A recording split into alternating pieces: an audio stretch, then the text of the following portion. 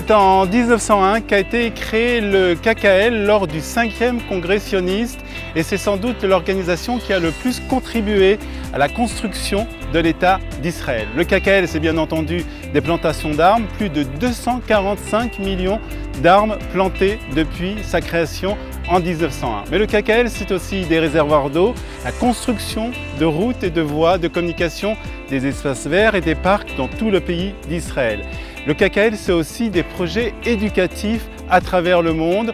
Aujourd'hui, les enseignants du monde entier sont réunis ici au kibbutz Guinossar pour un séminaire autour du thème « Retour aux sources, agissons pour l'avenir ». Nous les avons rencontrés.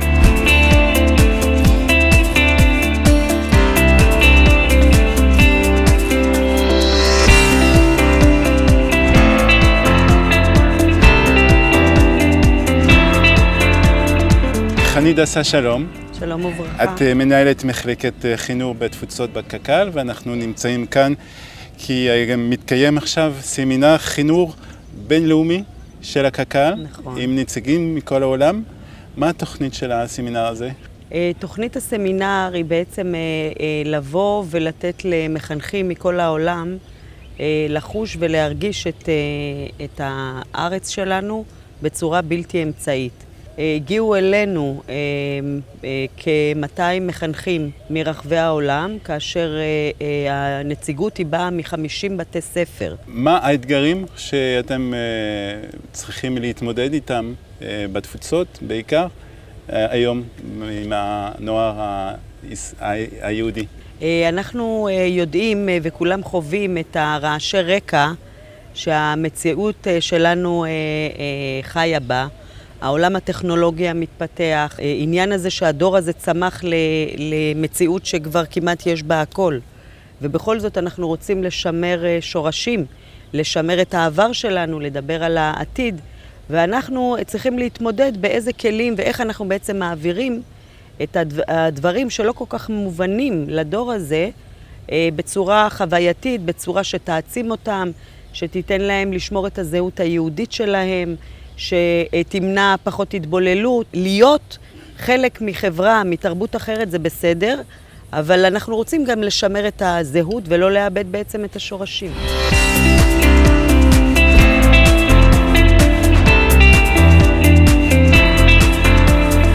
Pourquoi avoir choisi cet endroit, Kibbutz Guinossar, pour ce séminaire mondial du KKL? Cette région, c'est la région par excellence du renouveau juif en Eretz Israël, que ce soit le renouveau après la destruction du temple, quand tout le judaïsme s'est déplacé ici, et que ce soit le renouveau 2000 ans après, où les premiers Chaloutzim, on n'est pas loin de Gania, on n'est pas loin de Rosh Pina, Ouais. où on a encore les premières expériences d'un petit chouf qui revient.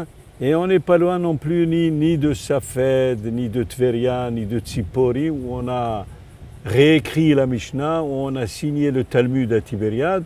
Toute notre création culturelle et philosophique, si tu veux, et puis notre création de l'État, comme disait Amos Oz, tout était grâce à cette graine qui a été plantée ici au début du siècle dans cette région.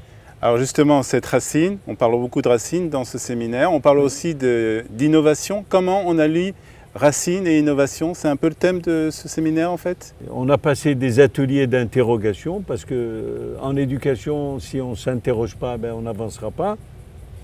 Et on a essayé de prendre des expériences, les faire rencontrer et faire des échanges à travers ces expériences. Et on est tous tournés vers la même problématique. Comment lier le jeune juif de par le monde ?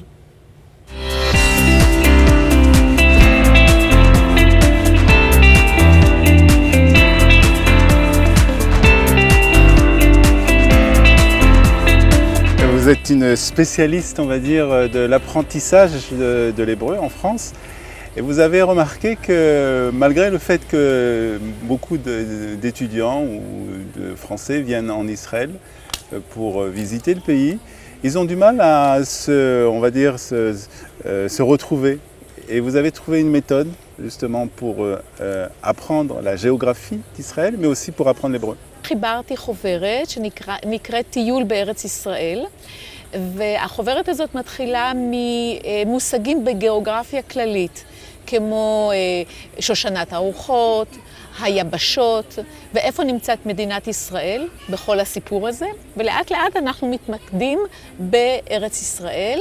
מה שחשוב הוא שיש להם מפה אילמת, וכל האינפורמציה שאנחנו לומדים, הם מכניסים למפה האילמת שלהם.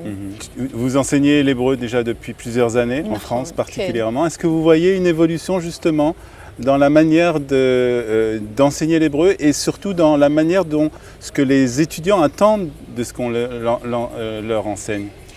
אני חושבת שאפילו במשרד החינוך הצרפתי, לאט לאט מבינים ששפה היא קשורה באופן טבעי לתרבות של העם או של המדינה שדוברת את השפה. Et spécialement aussi pour entre Israël et l'hébreu. ואצלנו אין בעיה לקשר את זה בכל מקרה.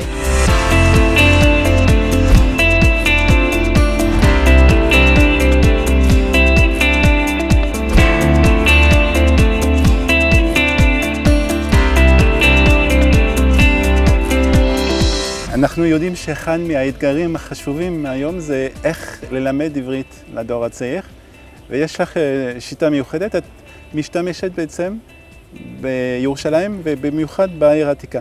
בתחילה אני מוציאה מהתלמיד את כל מה שיש לו לספר לי על ירושלים. על מנת לעזור לו, אני מראה לו תמונות של ירושלים העתיקה, אבל גם של ירושלים החדשה, וגם סמלים שקשורים לירושלים. ואז אני נותנת לתלמיד אפשרות בחירה מתוך כל מאגר התמונות שאני מראה לו, לדבר על אחת מהם. אני מבקשת מהתלמיד לעשות את זה בעברית. הוא מספר לי מה הוא רואה בתמונה, או איך אם הוא חווה משהו שדומה למה שאני מראה לו בתמונה. מתוך כך אני מוציאה את אוצר המילים שמתאים לי לטקסט שלי. אני כבר יצרתי אצלו קשר רגשי עמוק וחזק יותר אל הטקסט. בטקסט אני בתחילה מלמדת את אוצר המילים.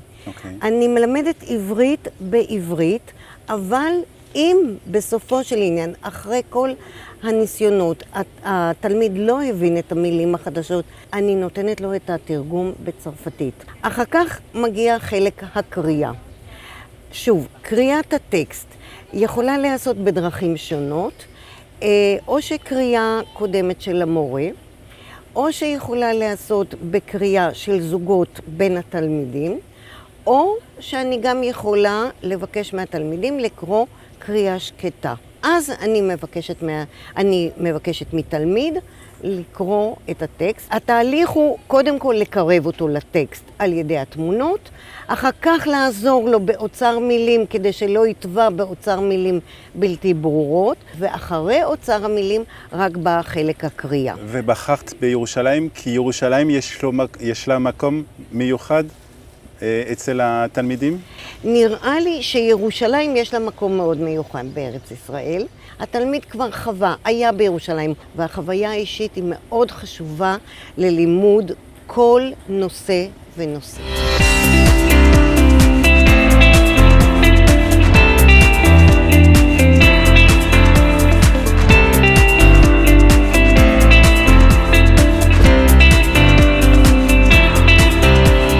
Quelles sont vos attentes en venant à ce séminaire du CACAL? C'est se ressourcer un peu, essayer de voir des nouvelles méthodes pédagogiques qui tiennent davantage compte de tous les progrès qui ont été faits, surtout en Israël, vous êtes à la pointe dans le domaine, et essayer de retrouver une certaine originalité dans la langue et dans le message. Alors justement, est-ce qu'il y a aujourd'hui des nouvelles méthodes pour apprendre l'hébreu, des méthodes innovatrices? Nous restons dans un système très classique. On essaie de s'adapter en y introduisant de plus en plus l'informatique, les tableaux numériques, l'interactivité, Internet également. Mais tout cela n'a pas encore une forme très rationnelle. C'est en train de se faire. Et en venant voir des pédagogues qui adoptent des méthodes auxquelles nous n'avons pas forcément pensé, notamment cette transmission ou par le son ou par l'image, les associer, créer nos propres supports. C'est quand même quelque chose de très valorisant et de très rafraîchissant. Est-ce qu'aujourd'hui les demandes des écoliers, de ceux qui viennent à l'école, sont plus importantes, ils ont plus de demandes qu'avant? Alors, ils n'ont pas une plus grande demande qu'avant. Disons que nous sentons que les générations changent et que les moyens de s'adresser à eux ne sont plus les mêmes qu'avant. Et le KKL vous aide dans cette mission? Énormément, parce que nous avons de très très bons contacts, notamment avec les délégués, avec Fino, qui est très souvent chez nous, qui nous fait des propositions, qui écoute nos demandes, et nous essayons de trouver des voies médianes qui peuvent nous amener à nous améliorer.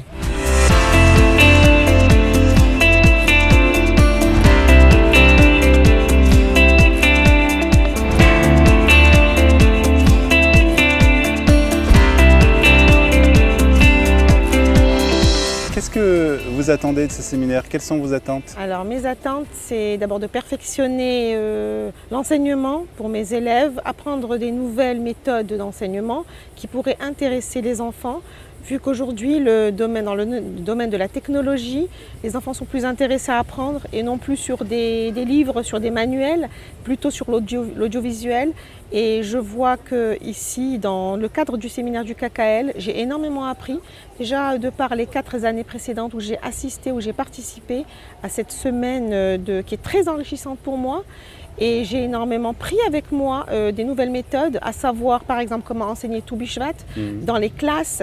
Monsieur Fino Ederi a été extraordinaire parce qu'il nous a donné énormément de méthodes. Il nous a expliqué, il nous a donné même des cartes mémoire où on a pu vraiment enseigner ça d'une nouvelle façon qu'on n'avait jamais fait. Vu que j'enseigne au Maroc, il faut bien comprendre qu'on n'est pas en France. Quels sont les défis justement auxquels vous devez faire face? Les défis à relever, c'est qu'on est dans un pays marocain, un pays arabe, bien qu'il soit bon pour les juifs, bien que nous ayons une coexistence pacifique avec les musulmans, nous avons de très bons rapports. Malgré tout, nous sommes limités dans l'enseignement, à savoir, on ne peut pas, dans notre école, à savoir l'école normale hébraïque, fêter le jour, par exemple, de Chag HaAtzmaut, vu que nous sommes avec des professeurs non juifs, donc ça porte un peu atteinte à ce... et puis ça nous manque. Mais le directeur quand même passe dans les classes pour marquer le coup, classe par classe, mais on ne peut pas le faire au vu au su de tous.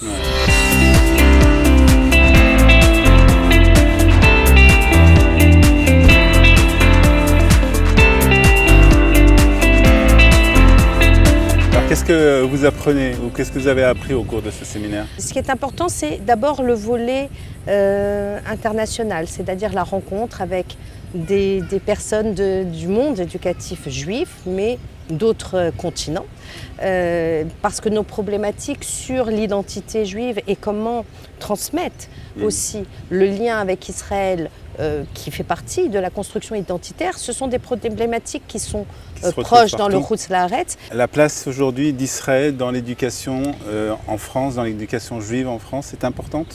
Enseigner Israël, c'est quelque chose d'important. Et c'est, si vous voulez, j'ai envie de parler d'un parcours, c'est-à-dire que c'est quelque chose qui va se tricoter, qui va se construire depuis les petites classes jusqu'aux grandes classes. Pour ma part, c'est l'école primaire, donc maternelle et élémentaire, et on commence à construire ce lien qui est un lien important. Quelle que soit la décision du jeune à la sortie, après son baccalauréat, quel que soit son choix de venir vivre en Eretz Israël ou de vivre ailleurs, en tout cas, il a besoin de développer dans son identité ce lien avec Israël parce qu'on ne peut pas en faire l'économie. Et c'est ce que vous faites au cours de toutes ces années? Oui, c'est ce qu'on essaye modestement de faire.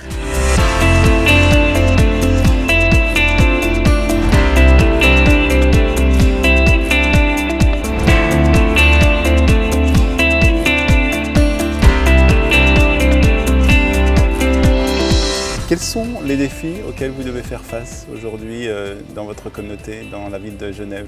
Alors aujourd'hui, notre but c'est vraiment l'éducation juive des enfants, déjà les faire venir dans les écoles juives, ce qui n'est pas encore toujours évident à Genève, certainement moins qu'en France, et de leur donner tout ce qu'on peut dans l'éducation juive, l'amour d'Israël, la connaissance. Est-ce qu'aujourd'hui, vous avez des instruments qui vous permettent justement de transmettre ce que vous avez envie de transmettre aux élèves. Et est-ce que le KKL vous aide pour ça? C'est sûr que le KKL, tout au long de l'année, est partenaire avec nous, nous envoie du matériel tout au long de l'année et ce sont vraiment des choses que nous pouvons utiliser dans l'école. De plus, en étant à Genève, nous sommes loin de tous et de tout le monde, on se sent assez isolés et en participant à un séminaire du KKL, on a l'occasion de rencontrer d'autres professeurs, d'autres écoles, de partager notre vécu, de prendre des informations, de prendre des idées. Et ça, c'est essentiel, encore plus pour nous qui sommes loin de tout. Alors, il y a beaucoup de méthodes qui sont proposées lors de ce séminaire. Est-ce qu'il y a une méthode que vous avez appris pendant ce séminaire et que vous avez dit « ça, je vais l'utiliser pour mes élèves à Genève ». Alors, on est encore au début du séminaire, mais ce matin, nous avons fait une activité sur la photographie en utilisant les téléphones avec des photos. Et je pense que ça, on peut l'utiliser avec des élèves et on peut travailler sur tous les sujets, que ce soit sur Israël ou pas sur Israël. Tout est possible, donc oui, on peut se moderniser. C'est vrai que quand on a appris à l'époque notre métier, il n'y avait pas de ça. L'innovation voilà, au service de l'éducation. aujourd'hui, il y a des nouvelles choses, exactement.